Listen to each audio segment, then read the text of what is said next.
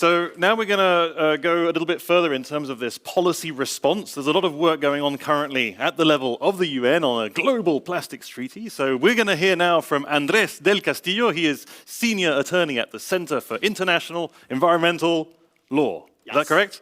Okay, Andrés, welcome. You, Paul. A warm round of applause. Over to you. Yeah, I feel a lot of knowledge here already. So let's see if I get inspired. And so I will be a little bit pessimist, but making some jokes in between, so we are not depressed at the end of the presentation.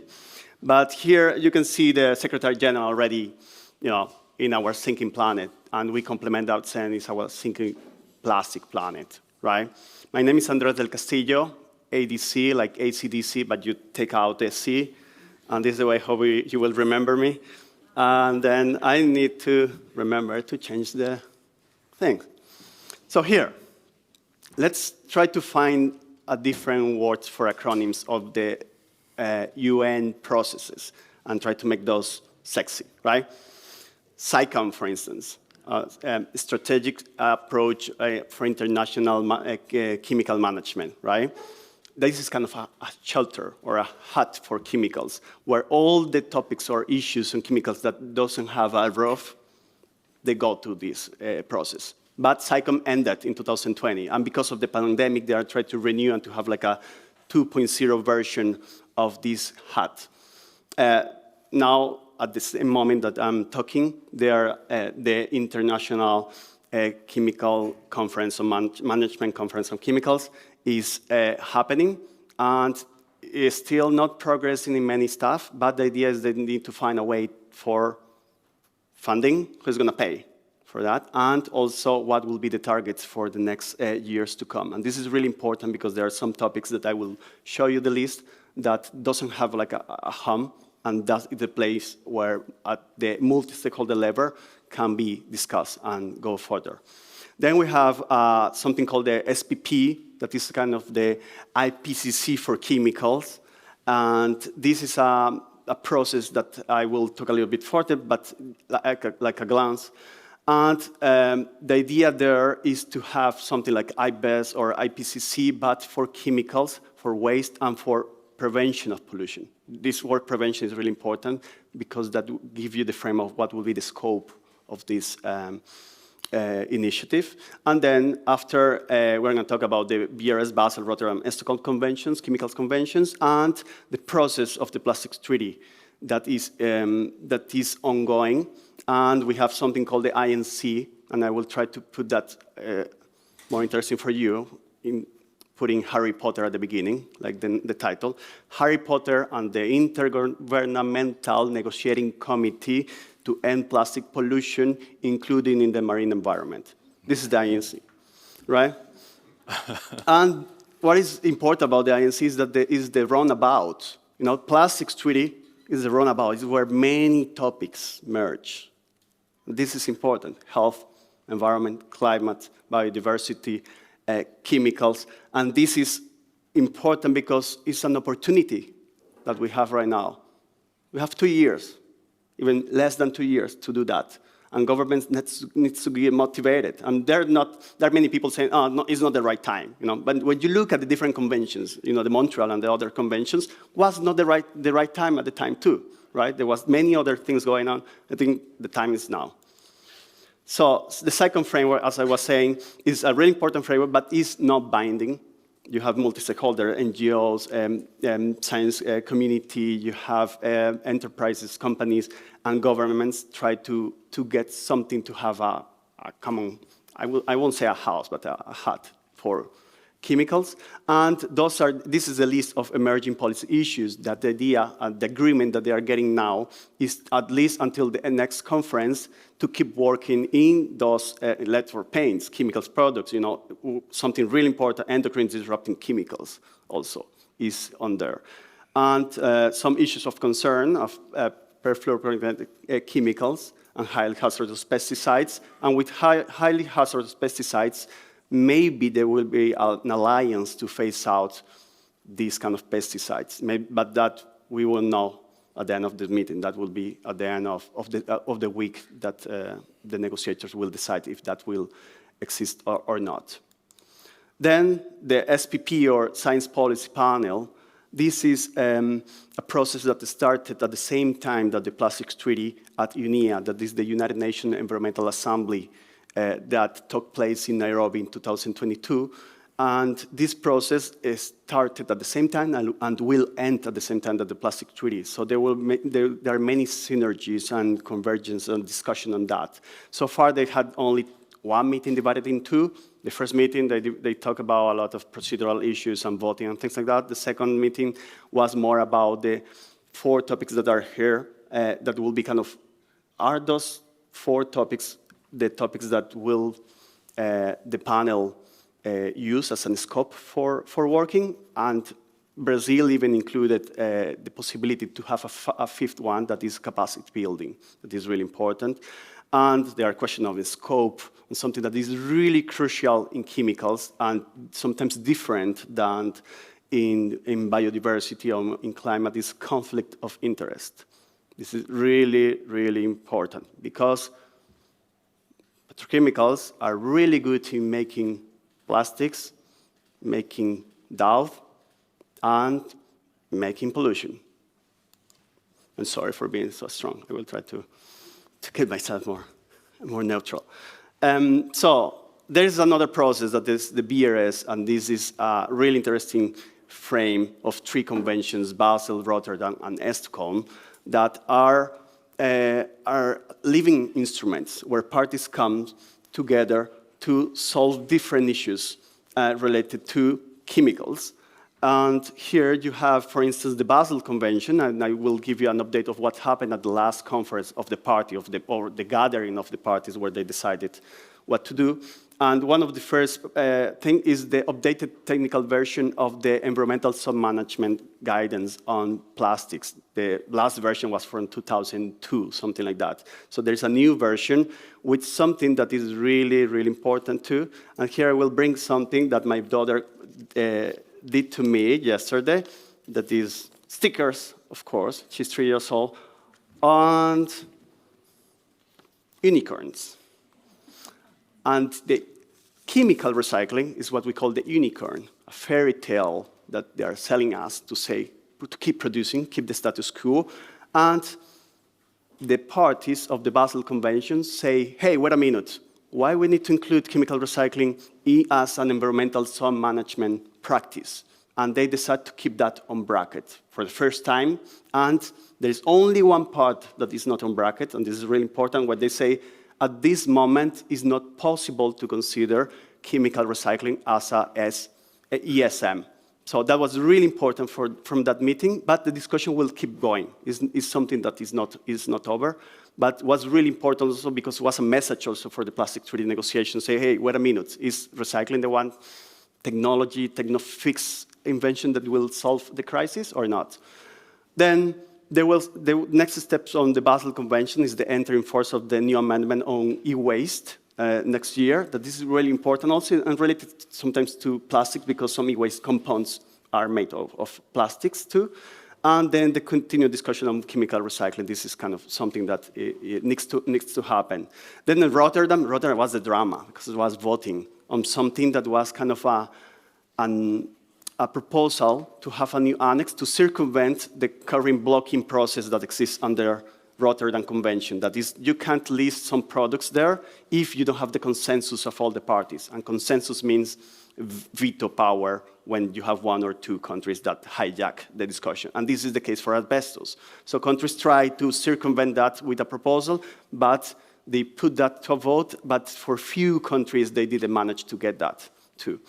So then for Stockholm, there is some good news. I will say the list of one of the UV stabilizers, that is UV 328, is important, but also not because it was listed, but also because the carrier, the way how they consider the criteria to identify some chemicals or substance as POPs, persistent organic pollutants, is the transportation, long-range transportation. And for the first time, they apply, they open the possibility that UV is transporter, the car, the boat, whatever you want to see, the mean of transport, for that POPs to go all around the globe, is plastic debris.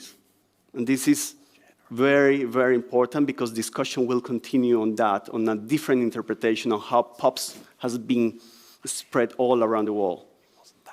And of course, I put a list of things that will be impossible for me to say, but is the list of what is going on and of the next chemicals or substances that will be assessed for including or not in the different list of the Stockholm Convention.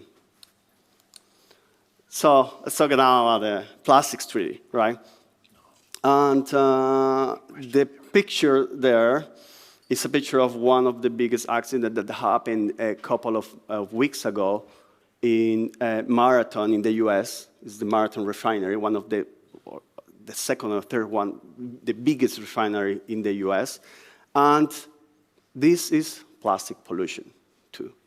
So there is an OECD definition that is interesting to consider, and even the Nordic report last week put or highlighted this definition of the OECD, considering plastic pollution as broadly all the emissions and risk resulting from the production, use, waste management, and leakage of plastics. So this is a broad interpretation of what it means, pollution. And it's important to take into consideration because it combines pollution, contamination, and, which is important, the life cycle approach to plastics itself. And here is something that, I don't know if it's readable, but the numbers, yes. That is a paper that we released this week, compiling information that is modeling how much we need to reduce plastics, right? And we know that through demand side measures won't be possible to get there, but only if we look at the carbon budget, or if we want to meet the Paris Agreement 1.5, those are the modeling. They say between 46% and 70% of the 2019 baseline production of plastic need to decrease if we want to keep the trajectory where we need to be by 2050. So here we go to maybe you're more familiar with this graphic on chemicals. It's a UNEP report that was released also in May that combined two studies that can try to answer the question, how many chemicals has been used in plastic, not are using currently, it has been used in plastics, and it came with a number of 13,000, right? And we don't know, and we don't have data about half of those, but we have data on around 6,000, and from those 6,000, half of those, 3,000 or something, are considered chemicals of concern, right? But then you look at the other pie, and you see that only 128 or 30 chemicals that has been used on plastic are regulated at the international level, right? So something needs to change here, right? And then there's an upcoming report saying, no, it's not 10,000, it's not 13,000, it's 16,000 chemicals that has been used in plastics. And regulators will be running, and the industry will be there already, if we don't change the approach. And this is what we are trying to do with the plastics treaty. And we are going to hear about what is grouping of chemicals. That is something that if you follow what is going on and what Professor was talking about at the European Union level, is try to have an approach where you group the chemicals and you do the assessment and the necessary steps to save money, time, and also be more efficient at doing that one by one. Then this is the plastics treaty timeline. There's a resolution that mandate to start the negotiations in 2022, February. Then there was a meeting in Dakar, Senegal, that was called the Open-Ended Working Group, that say, hey, let's have rules of procedure, the rules of the game. This is a draft. There was some things on parentheses there, but still applying. Then how many rounds of negotiation we need. They say we need 5 rounds of negotiations from now to the end of 2024, and then what is kind of the executive committee, the bureau, the people that will leave the INC when the INC is not in session. And they decide to have 11 members of the bureau at the time to suggest, right? And at the first meeting in Uruguay, in November, there are different things that happen, but something that was special for negotiation. And is usually you have the ambition here and you go down. But this time, ambition went up and countries came because of the work of scientific community during last year on microplastics and many topics, say this is not only an environmental issue, this is a health problem right now. And people were surprised. Even companies saying, like, wait a minute, no, this is environmental. And no, this is environmental and health issue. And we keep that right now. And the ambition and countries are decided, even the one that are low ambition, to work on both parts, health and environment. So then last May, we have a meeting in Paris where they decided it was a difficult meeting because there was some countries that tried to block the whole negotiation and hijack that for 3 days. And so we didn't talk about substance until late Wednesday, right? So, but at the end, we managed to get a mandate to the chair of the meeting to produce a zero draft. That is the first time in history that you see something that controls the madness of plastics itself, right? So the zero draft was published a few weeks ago, and everybody is happy reading that as they read Harry Potter. I don't know. It's difficult to read. You can't read from 1 to 0. You need to read in a different way.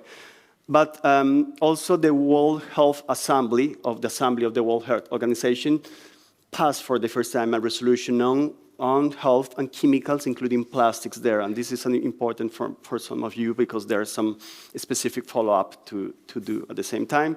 And some months before, for the first time, you have a mention in a legally binding instrument of plastics. That is the BBNJ, or Beyond National Jurisdiction, or High Seas Biodiversity Treaty, where you have something specific on plastic pollution, right? So we are going to the INC3, that is the third round of negotiation that will take place in November this year to discuss the zero draft, if we are allowed by the low ambition group or by the spoiler that will try to block the process, right? But this is where we are. And this is what we're going to do there. We're going to have fun, and in a lot of fun. In Nairobi, something interesting is that now the negotiations is not 5 days, but 7 days. So they realize that they need more time, and maybe next year will be 2 weeks of negotiation. And yeah, our families will suffer. But again, the idea here is to discuss the zero draft and to get together to have a first draft or something like that that will advance the discussion of what it is, right? And then, what is the zero draft, right? There are 3 messages that are a basic message, and maybe you already hear about that, but this is a pivotal document. We change the mood from discussions on something to negotiate, because you have a text in front of you, and governments need to react to the text. That is totally different than when you discuss just, how's the weather and things like that.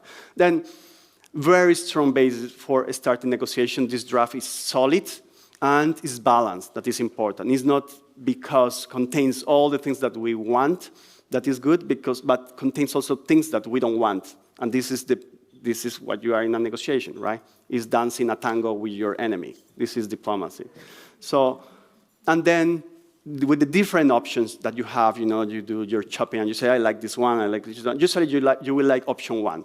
That is for sure. But then I will talk a little bit about the structure and how this relates to food contact materials too, because there are some provisions that relate to chemicals and polymers of concern. There are provisions on product design, composition, and performance. There are provisions on trade in listed chemicals that is really crucial, that too, because there will be loopholes, if we don't tackle this part of trade, and transparency, tracking, and monitoring and label, and information change. And always the bottleneck on chemicals is intellectual property confidentiality, right? On all of the work that we are doing. And there is something there that I will show, because for me, it's something that is relevant and need to be corrected of the true draft. And then there's a question of what we do between meetings, right? And apart from having fun and reading reports, right, or writing reports. And the idea is how we manage to have kind of a committee that will recommend already a list of chemicals, right? Or will set up what will be the basis for the chemicals, right? And how to identify problematic plastics. And there are some different reports that already tell you how to do it. You know, we don't need to reinvent the wheel. Then there are the different obligations that I was talking about: transparency, monitoring, reporting, you know, how require producers and importers to disclose, harmonize information on chemical composition of all plastic and plastic products. And then we're like, yes, this is what we want. But here, the devil's in the details. If you look at the part 5 of this information change, part is exchanging information pursuant. This instrument shall protect any confidential information as mutually agreed. So there is a bottleneck of something that need to be corrected, because you need to say, except for what we say on transparency, you need to make sure that the provision on transparency is complete. So these are the different approach on confidentiality for the different instruments, that you have even a list of things that are not confidential, or you say nothing on environmental or on health should be considered confidential, or you need to say something, but not just put the clause of confidentiality, because this could be dangerous, right? Then, thank you so much for your attention. Thank you, Andrés, for taking us through that. Is that all clear? Are you now all experts of the UN process? Or do you have any questions for Andrés? I think it might be worth just taking 1 or 2 questions if it's all clear? It's clear. Okay, so my question to you is, do you prefer a good, proper academic review or negotiations at the UN, you know, on a legal binding or something like that treaty? You know, what do you think is best? Proper peer review, you know? Okay. Did I see a question? Oh, yeah. Okay. Could we get a microphone for the lady? Thank you. I was just curious, in these negotiations, you'll have blocks that are like pushing it forward and others that, as you say, are trying to block it. Who are the forward-moving parties in this? Yeah, there's some alliance called the High Ambition Coalition, and it's a group of 60 countries that are kind of putting the ambition high to try to influence other countries that are not necessarily have an opinion. And there is the spoilers and the blockers, and we have there, of course, the main oil and gas producers. And there are more than 1,400 projects of petrochemicals and crackers around the world right now. You know, the expansion is going on right now. It's not a project or estimation. So you have a correlation between where that is happening and the countries that are blocking the things. But we saw some kind of organization in the BRICS group too. So that it's a new dynamic, right? And with the inclusion now of some new countries at the BRICS block, that is something that also we need, that will be reflected in the negotiations too. Thank you. Okay, brilliant. No? All clear? Okay. Well, good luck to have that all in your head as well, the whole timeline and stuff. Maybe you might want to refer to your own slides now and then, you know, just to be sure. Okay, thank you so much, Andrés.